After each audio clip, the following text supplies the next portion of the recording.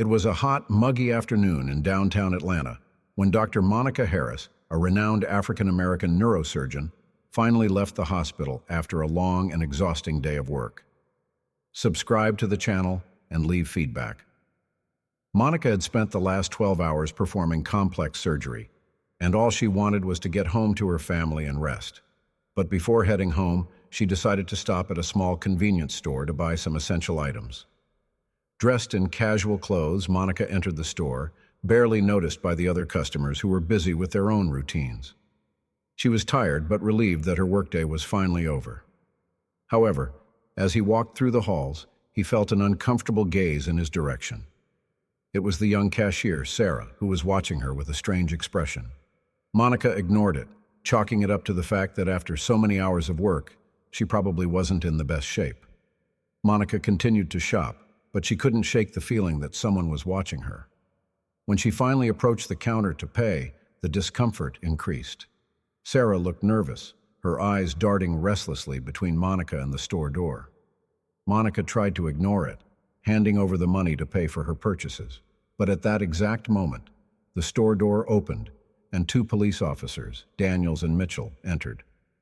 The officers looked around the store as if they were looking for someone. Monica's heart sped up. What was happening? She was just buying a few things, nothing more. But the feeling that something was wrong was undeniable. When one of the police officers approached her, Monica felt a chill run down her spine. "Ma'am, we need to talk to you," Officer Daniels said, his voice firm. Monica turned around, surprised and confused. "Is there a problem, officers?" she asked, trying to remain calm. "We received a report about a suspicious person matching your description," Officer Mitchell said, his expression serious. Monica felt the ground disappear beneath her feet. Suspicious? She couldn't believe what she was hearing. "I'm just buying a few things," she replied, her voice tinged with incredulity. "I don't understand what that means." Even so, Daniels ordered her to leave the store. Feeling humiliated and confused, Monica left her purchases on the counter and followed the officers outside. When he arrived outside, a small crowd was beginning to form, whispering and pointing in his direction. Monica felt an overwhelming mix of anger, shame, and helplessness. How had a simple trip to the store turned into this nightmare? The officers, apparently indifferent to his attempts to explain, asked for his documents.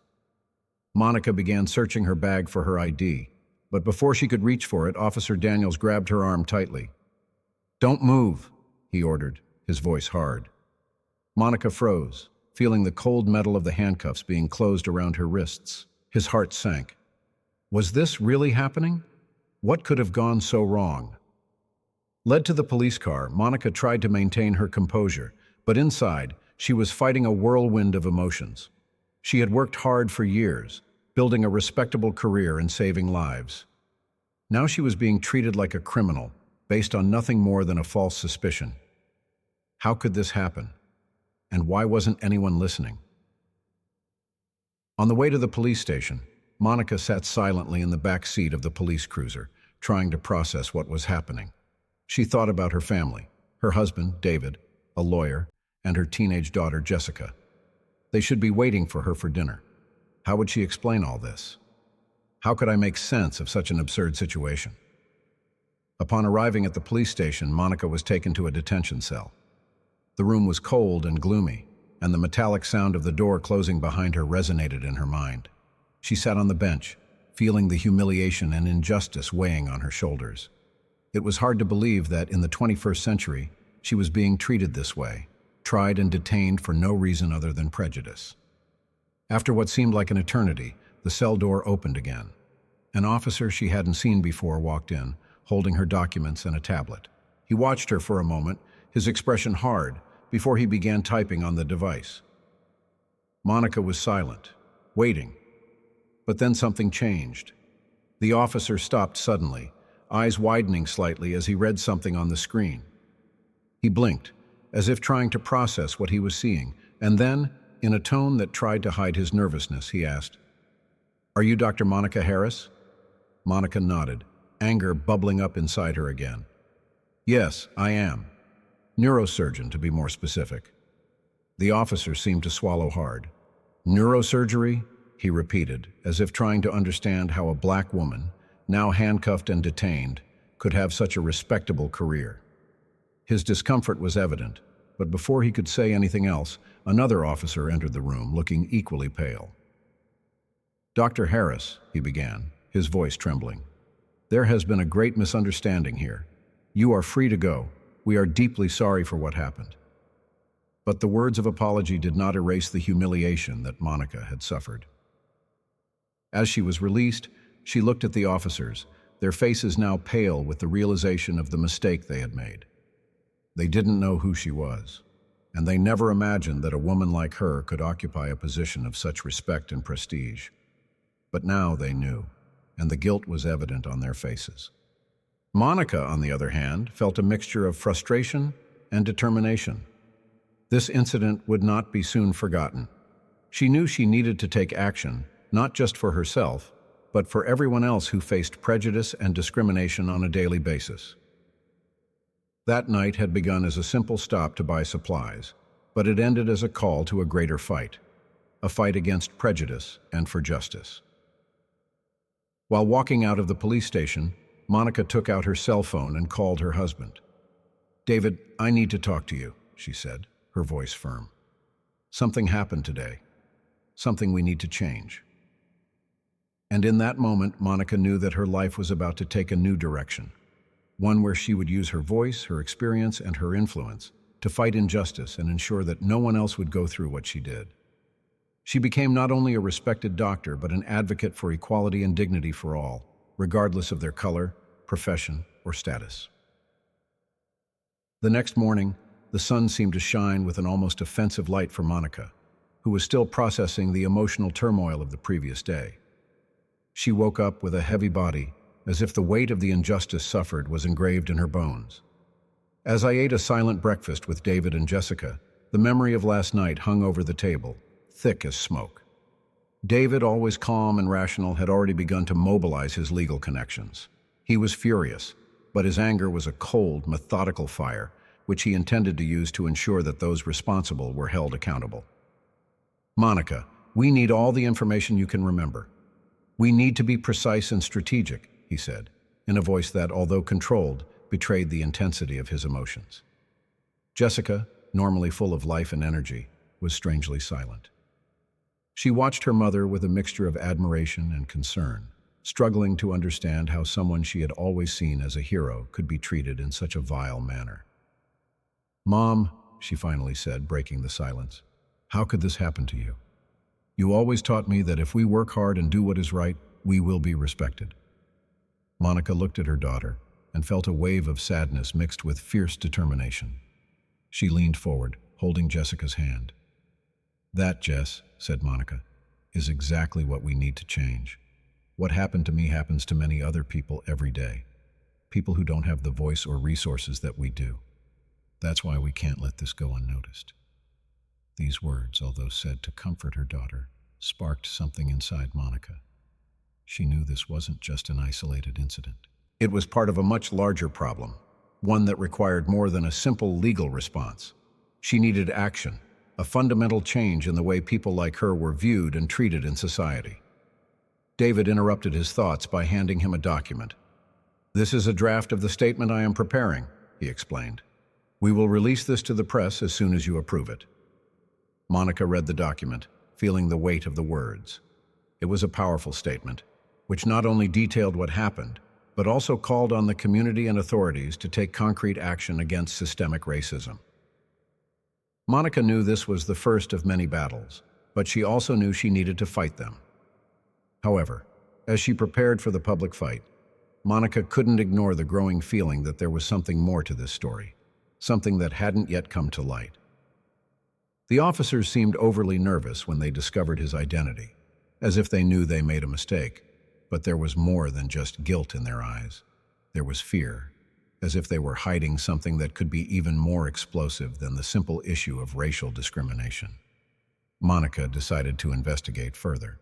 She knew she couldn't do it alone, so she called an old friend, John, an investigative journalist who was always on the side of the truth, no matter how difficult it was to get to it. "John," Monica said when he answered, "I need your help.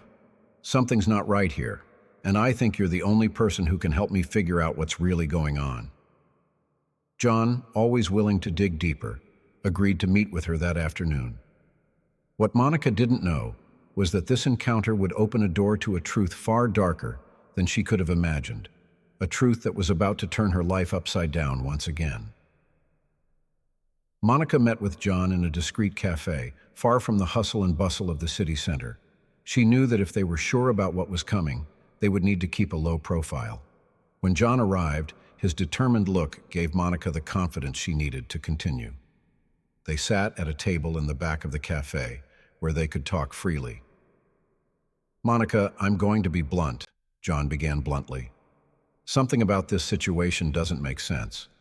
I spoke to some contacts at the police, and their response was more evasive than usual. It looks like they are hiding something, and that usually means the issue is bigger than just one mistake." Monica nodded, feeling a chill run down her spine. "I felt that too. I don't know what it is, but they were scared when they realized who I was. And I don't think it was just because I'm a neurosurgeon. There's something more, something they didn't want me to find out." John leaned forward, his voice lower. "I have a theory. We know racial discrimination is a part of this, but what if police officers are involved in something bigger, something they were desperate to keep secret?" Monica looked at John, her heart racing at the possibility. "Do you think they were trying to cover something up? Maybe something illegal?" John paused before answering, as if carefully weighing his words. "It is possible. I heard rumors about illegal activities within the department, things that could destroy careers and reputations if they came to light. If these police officers were somehow involved, and then accidentally involved you, a public figure, it could be disastrous for them." Monica felt a wave of dread and anger rising within her. If John was right, she wasn't just a victim of racial discrimination. She had stumbled into something much more dangerous. "What do we do now?" he asked, his voice shaking with the intensity of the moment. John held his hand, conveying a calm confidence. "First, we need proof. We can't accuse without something solid to back it up. I'm going to start investigating these officers, find out what they were really doing that day. In the meantime, you need to continue your public fight, but carefully. We don't want them to notice we're digging deeper." Monica nodded, knowing that what was coming could be even more dangerous than she imagined. But he also knew he couldn't back down. If there was something more sinister going on, she needed to expose the truth, no matter how risky it was. As John got up to leave, he looked at Monica one last time. "Get ready, Monica. What you are about to discover could change everything." Monica was left alone in the cafe, feeling the weight of what was to come. She was determined to move forward, to fight the injustice she faced. But now, with this new possibility forming in her mind, she knew she was entering unknown territory, where the risks were greater and the consequences more dangerous. However, one thing was certain. No matter what was hidden in the shadows, Monica was determined to bring it to light, and this time, no one would stop her. Monica Harris has always been proud to be a patriotic American. Raised in a family that deeply valued the principles of freedom, justice, and equality, she lived her life seeking to honor these ideals. Her work as a neurosurgeon was not just a career for her, but a mission, a way to give back to the nation she loved by helping save lives and improve people's health. Monica was known not only for her exceptional skill in the operating room, but also for her unwavering commitment to ethics and community service. This reputation, built over years of hard work and dedication, has made her a respected figure throughout the city and beyond. Now, however, Monica found herself in a position she never imagined, fighting not only for her dignity, but also for the truth, which seemed to slip further and further into the shadows. The conversation with John had made it clear that the stakes were much greater than an isolated case of discrimination. There was something rotten in the bowels of the structure that was supposed to protect citizens like her, and Monica felt a deep responsibility to expose this corruption, not just for herself, but for all those who had no voice. Monica spent the day at her house, reviewing the events of the last 24 hours and trying to make sense of it all. His mind kept going back to that night at the convenience store, remembering every detail, every expression on the officers' faces. She knew something was out of the ordinary, but what was it? And why did the mere mention of his identity cause such panic? Determined to stay focused, Monica began working with David to gather as much evidence as possible.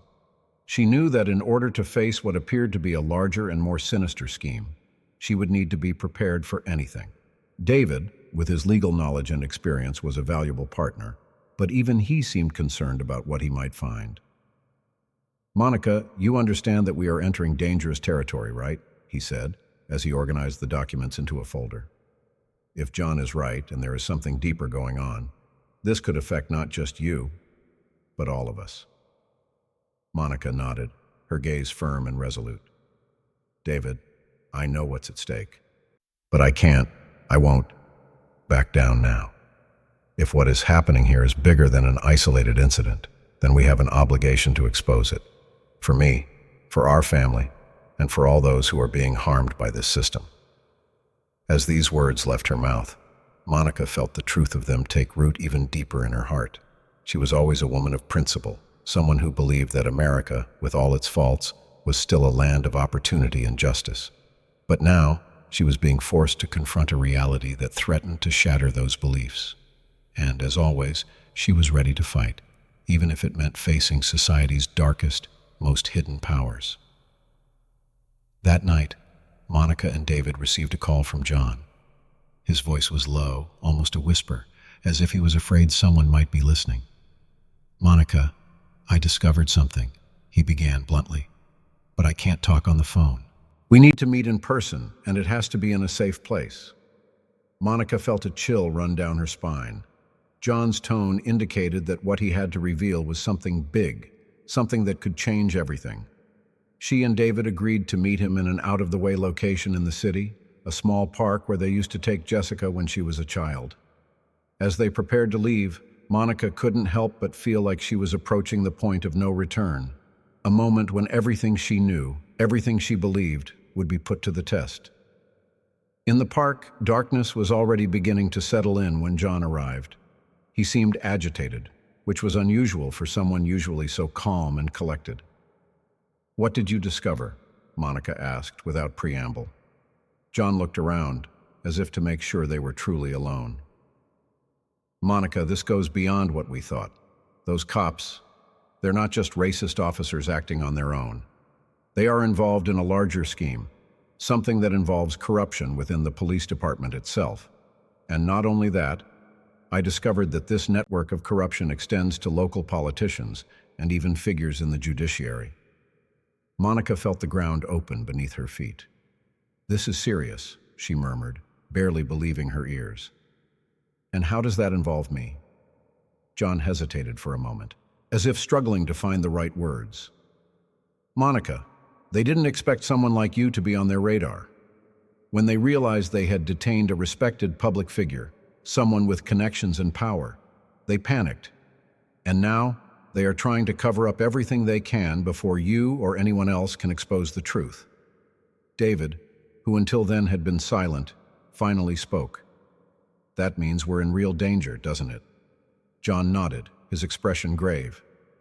"Yes, the two of you, and anyone associated with you. They will do anything to keep this buried." The silence that followed was heavy, each of the three aware of the gravity of the situation. Monica knew she was facing something that went far beyond a simple incident of racial discrimination. She was about to confront a corrupt system, a monster that would stop at nothing to protect its secrets. But Monica Harris was a patriotic American. And if there was one thing his country taught him, it was that truth and justice were worthy of any struggle. And now, more than ever, she was ready to fight. That night, Monica couldn't sleep. John's words echoed in his mind, creating a whirlwind of thoughts and emotions. The corruption he had uncovered, stretching from the streets to the highest echelons of power, was a monster far greater than she could have ever imagined. And now, she was trapped in his clutches, being slowly drawn into a dangerous game where the stakes were higher than she had ever dreamed. As she moved restlessly around the house, Monica couldn't help the feeling of responsibility that was growing inside her. As a respected public figure and a patriotic American, she always believed it was her duty to fight for truth and justice. But now, that duty was putting not only his life at risk, but that of his family as well.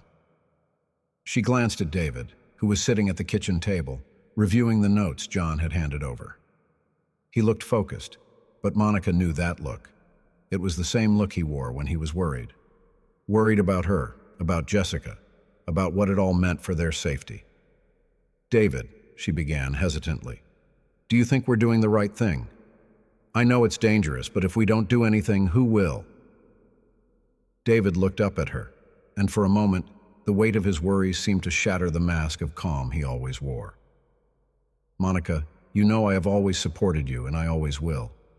But this is different. We are dealing with people who have no scruples, who would do anything to protect their secrets. If we move forward, we need to be prepared for the worst." Monica nodded, knowing he was right. But even with the fear she felt, there was an unquenchable flame inside her. She knew she couldn't back down, not when so many lives were at stake. "Then we need to be careful," she said finally, with renewed determination. "We need to be prepared for anything, but we can't let them win." David watched his wife for a long moment before finally standing up and pulling her into a hug. "We're going to do this together," he said, his voice firm. "But Monica, promise me one thing. If at any point this becomes too dangerous, if there is any sign that we are in immediate danger, you will get out of this. We need to think about Jessica too." Monica wanted to promise, wanted to assure David that she would do exactly what he asked. But deep down, she knew that once she was fully involved, leaving wouldn't be an option. So, rather than promise something she might not be able to fulfill, she simply nodded, hoping it would be enough to ease his concerns. As the night progressed, Monica prepared herself for what was to come. She knew that John's investigation was just the beginning and that the real battles were yet to come. But as always, I was determined to face whatever came my way, with courage and a determination that could not be broken. The next day, Monica and David began implementing John's plan. They knew they needed to be meticulous and cautious, each move being strategically calculated. They began compiling all the information they had, notes, recordings, anything that could serve as evidence. John, in turn, continued to investigate the officers involved, digging deep to find connections and secrets that could be used to take them down. While David worked on the legal case, Monica decided to use her public position to begin mobilizing the community.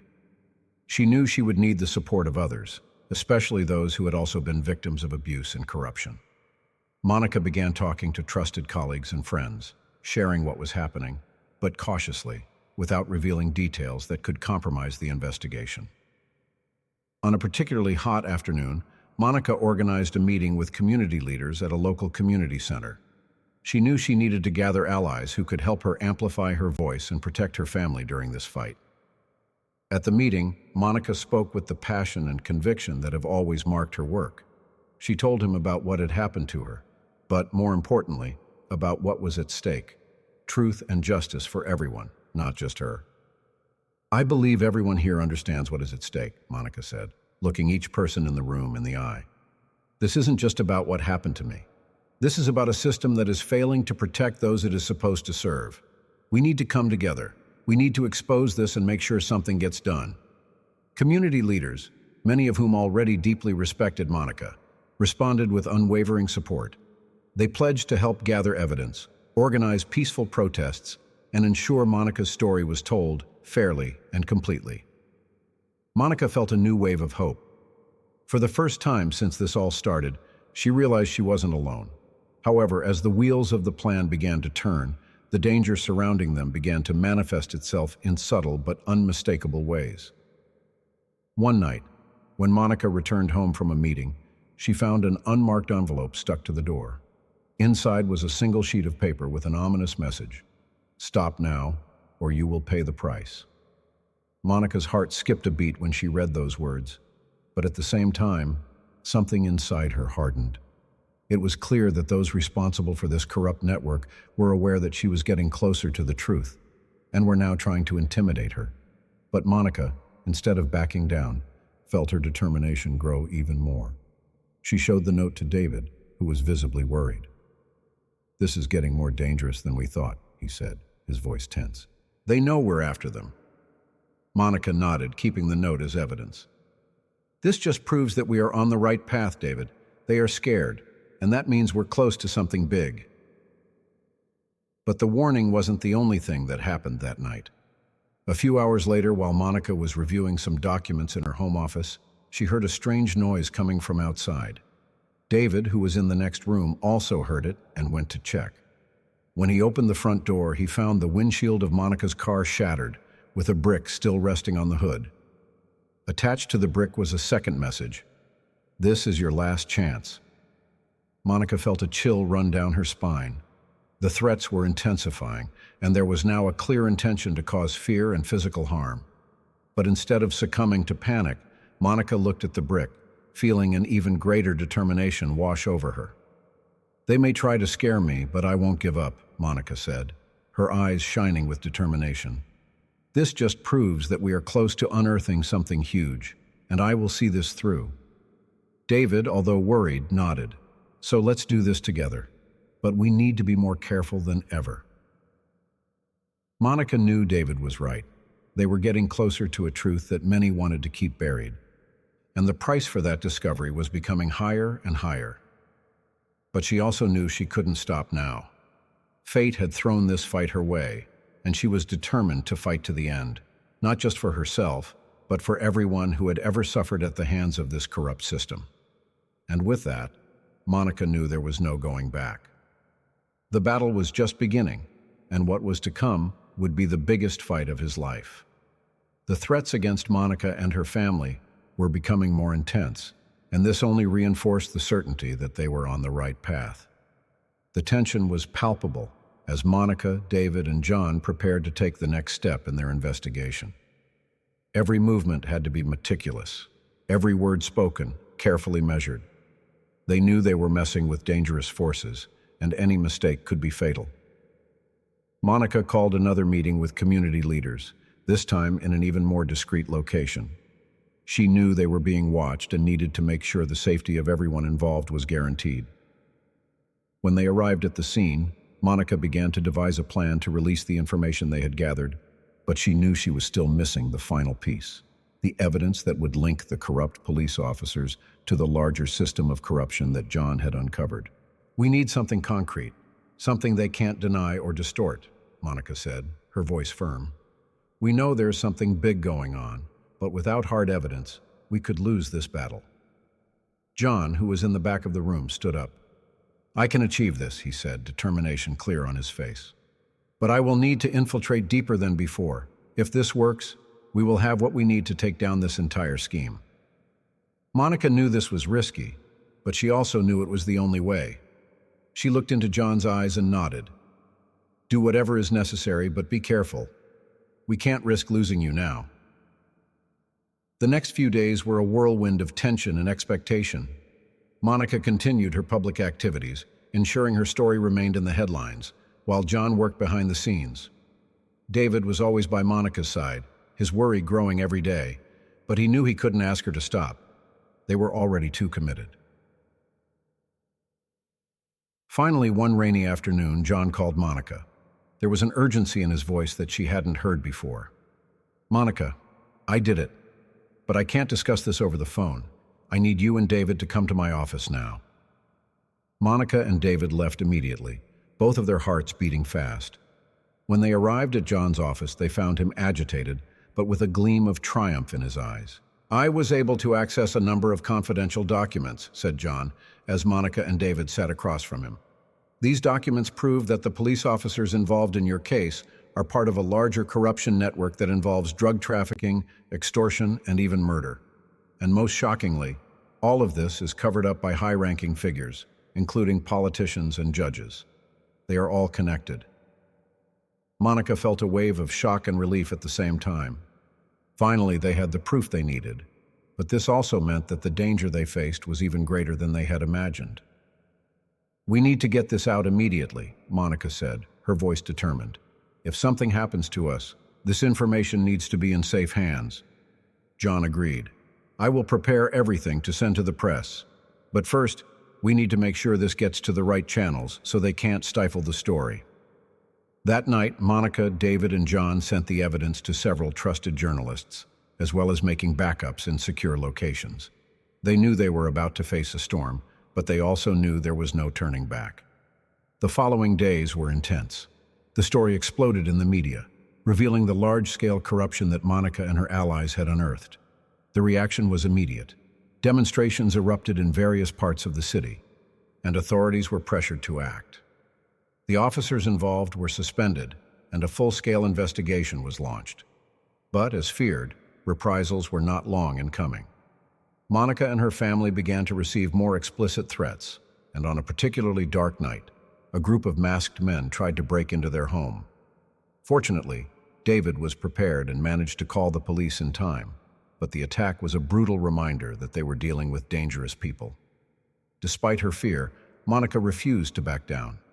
She continued to speak out publicly, denouncing the abuse and demanding justice. His courage inspired others to join the cause, and soon, public pressure became unbearable for those involved in the scheme. Several of the main suspects were arrested, and one of the most influential politicians, who was thought untouchable, was finally indicted. However, the victory came at a cost. Monica knew that even though they had exposed the corruption, the scars of that battle would remain with her and her family forever. She saw the fear in Jessica's eyes, felt the constant tension in David, but she also knew this was a fight that needed to be fought. Because as a patriot, as someone who deeply loved her country, she could not stand by while injustice ran rampant. Finally, after months of battle, the system began to change. New reforms were implemented, and a federal investigation was opened to ensure everyone involved was brought to justice. Monica became an even more respected figure, not just as a doctor, but as a defender of truth and justice. On a sunny afternoon after the renovations were announced, Monica and David decided to take Jessica to the park. As they watched their daughter play, David took Monica's hand. "We've been through a lot," he said softly. "But you've made a difference, Monica. You changed things." Monica smiled, feeling the gentle breeze on her face. "I didn't do this alone," she replied, looking at David with love and gratitude. "But yes, we made a difference, and that is something I will always fight for." As the sun began to set, Monica looked at the horizon, finally feeling at peace. She knew this wouldn't be the last battle, but she was ready for anything that came, because in the end she knew she was on the right side of history,